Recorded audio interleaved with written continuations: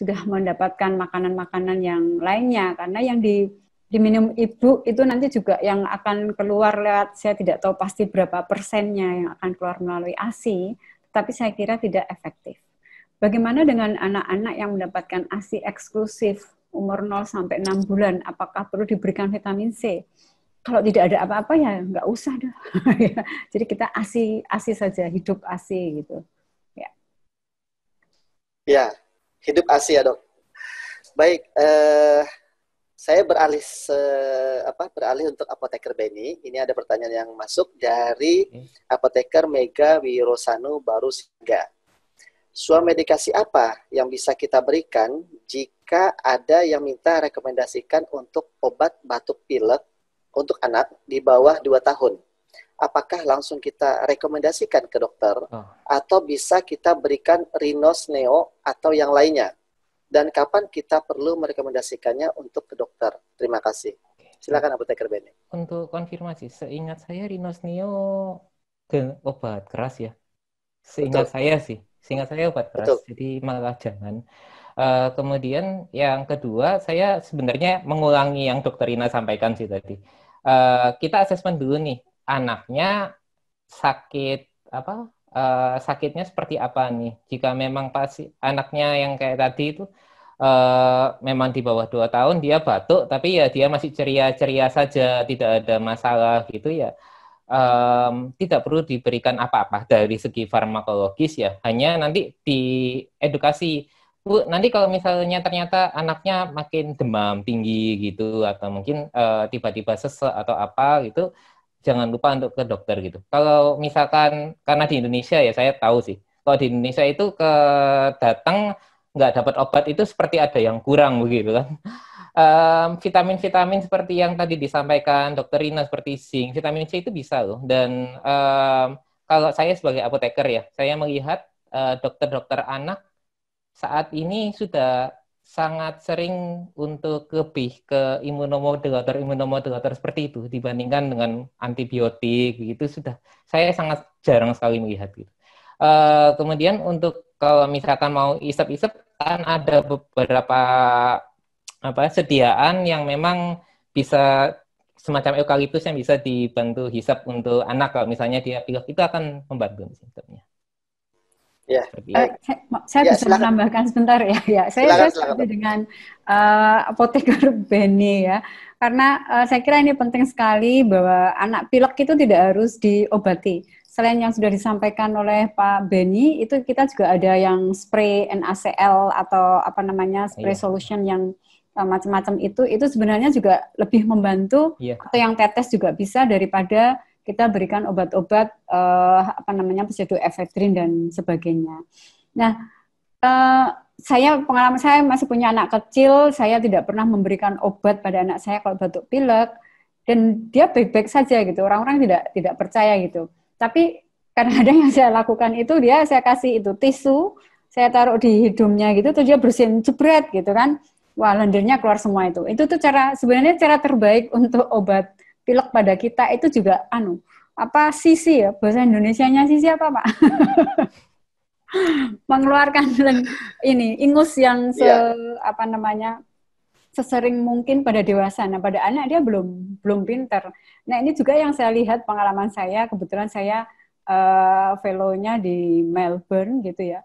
Itu tidak pernah saya melihat dokter anak di rumah sakit di Royal Children's Hospital itu meresepkan obat batuk dan obat pilek. Kemudian kalau musim winter gitu, di tram itu di sana sini itu orang-orang cuma sibuk menyisi gitu juga. Jadi memang ternyata juga kita kalau pada waktu sakit juga tidak usah minum obat macam-macam, sebenarnya juga cukup istirahat itu juga sangat membantu. Dan saya pesan untuk anak-anak jangan terlalu bermurah hati untuk memberikan pseudoephedrine dan teman-temannya untuk obat pileknya.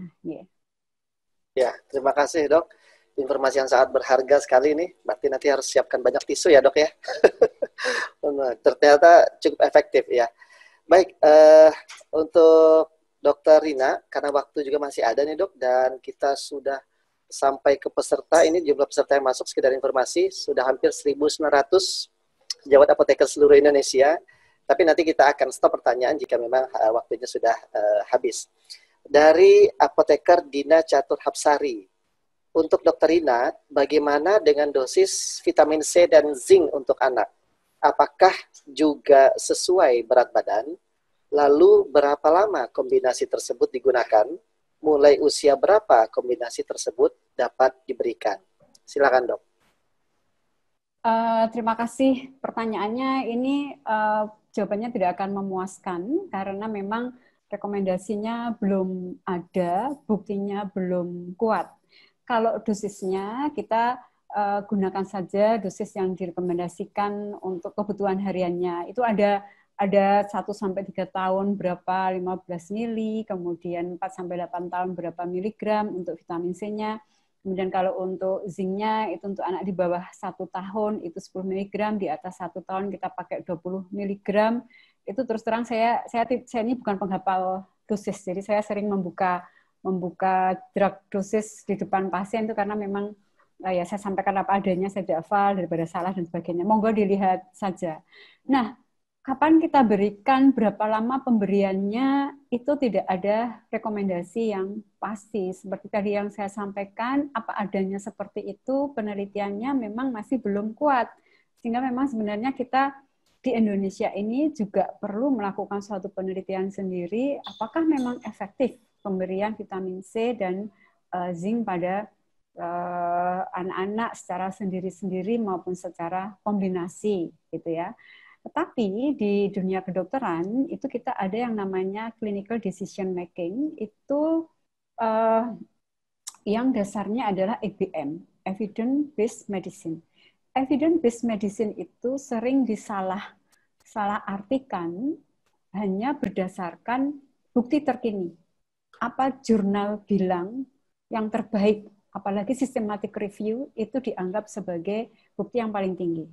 Tapi yang namanya evidence-based practice itu sebenarnya pilarnya ada 3. Kalau saya tambah 1 lagi 4. Yang satu adalah bukti terkini. Yang kedua adalah pengalaman klinis kita. Pengalaman klinis kita itu, saya punya pasien seperti ini, kemarin diginikan kok bagus ya, makin banyak pengalaman-pengalaman kita melihat pasiennya, ternyata tidak sesuai dengan teori, itu juga ada. Bisa juga pengalaman klinis yang kita dapat dari pengalaman teman yang lain. Yang ketiga adalah patient preference. Patient preference ini diartikan secara luas, tidak hanya apa yang dipilih pasien. Kalau kita praktek dulu saya ingat praktek di waktu zaman puskesmas, itu ada pasien kalau tidak dikasih obat suntiknya bokong kanan kiri, itu dia nggak mau gitu. Padahal sebenarnya dikasih obat oral aja bisa, tetapi dia maunya disuntik. Nah seperti itu kita juga harus mempertimbangkan patient preference. Tapi patient preference ini juga mempertimbangkan cost effectiveness-nya. Misalnya, memberikan obat-obatan yang harganya mahal untuk suatu pencegahan yang sedikit, itu kira-kira bagaimana. Nah, ini semua perlu kita ramu, kemudian juga harus mempertimbangkan masalah etik. Etik itu kita jangan hanya karena saya dibayari pabrik obat, kemudian saya akan meresepi obat itu sebanyak-banyaknya. Nah, jadi kalau dunia kedokteran itu dianggap suatu art, itu sebenarnya memang ada benarnya juga, tetapi kita harus tetap cerdas dan bijak untuk meramu ketiga hal tadi dalam suatu EBM. Nah, jadi pada rekomendasi penggunaannya ini, saya memang tidak menyimpulkan gunakanlah dan sebagainya, atau jangan digunakan, tidak. Karena masing-masing nanti akan berbeda. Dan kita yang akan melihat, oh pasien ini ternyata kok dikasih ini baik, gitu.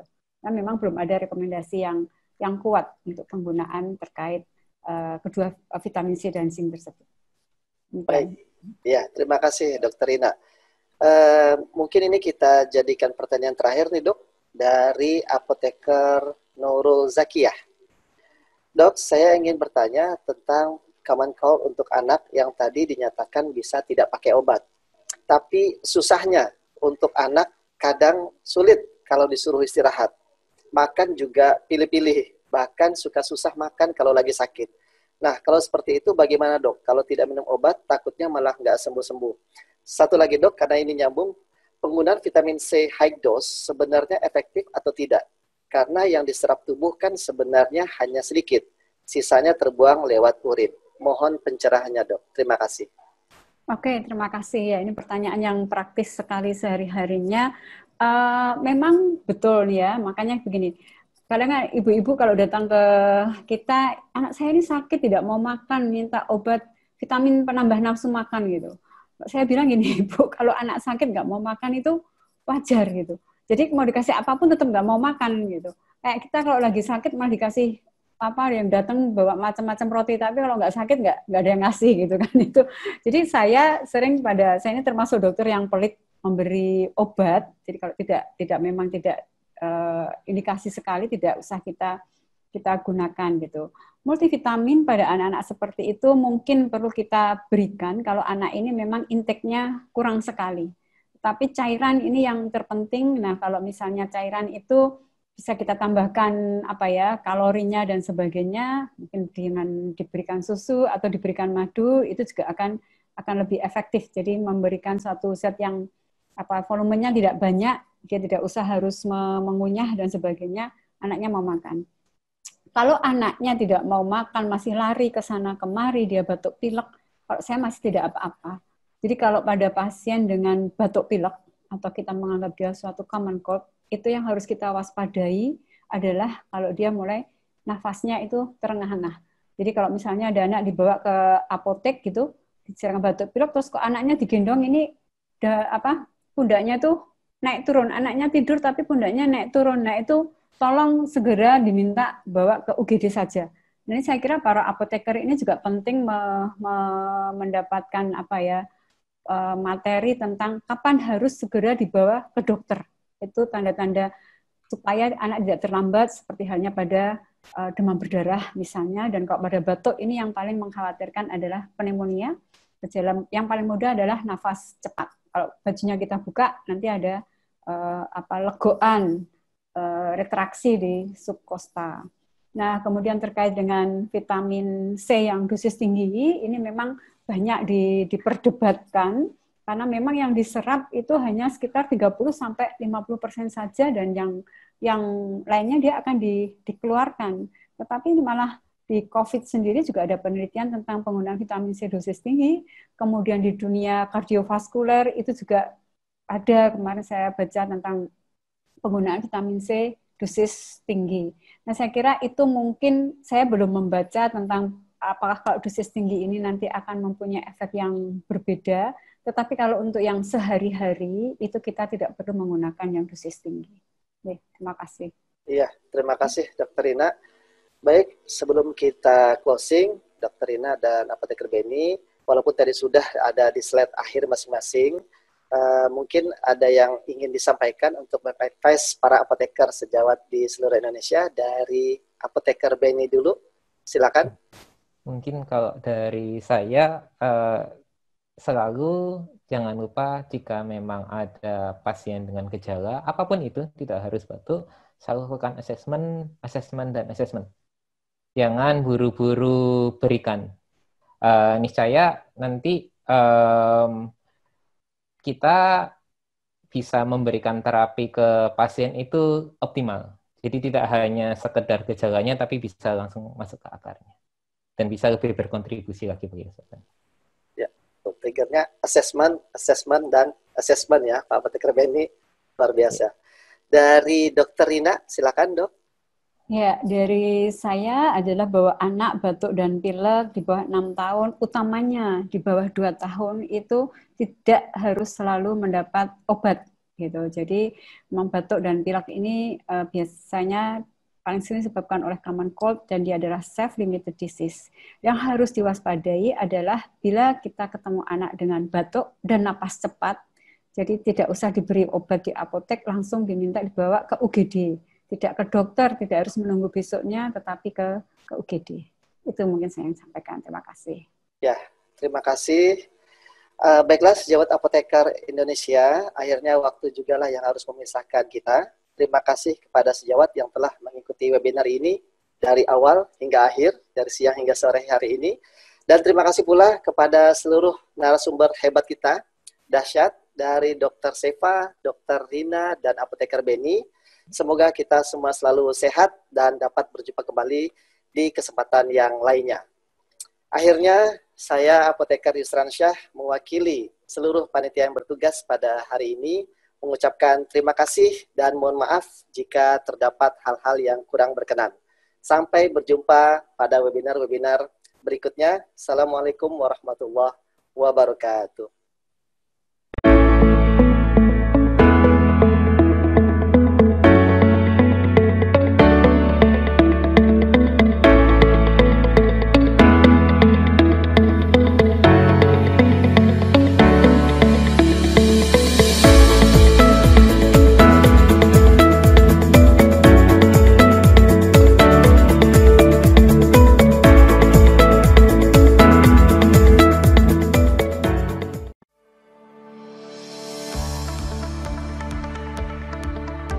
Terima kasih kepada seluruh pemateri yang telah membagikan ilmu dan sangat bermanfaat untuk kami semua.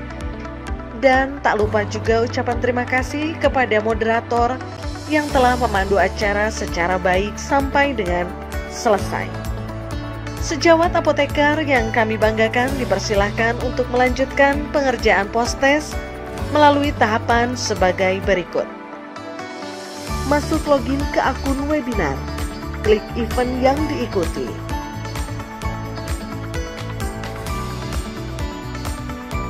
Pilih event dan klik ikuti tes.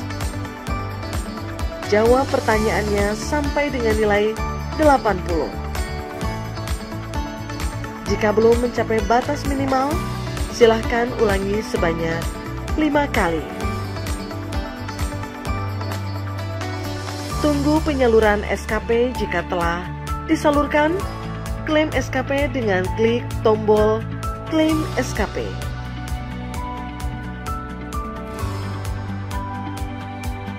Dengan berakhirnya seminar online pengurus pusat Ikatan Apoteker Indonesia yang ke-54, kami seluruh jajaran panitia mengucapkan permohonan maaf yang sebesar-besarnya apabila masih terdapat kekurangan dalam penyelenggaraannya. Tetap gunakan sistem informasi Apoteker Indonesia. Jangan pernah berhenti belajar, tingkatkan kompetensi sejawat. Dan tetap bersama kami saksikan seminar online berikutnya. Sampai jumpa.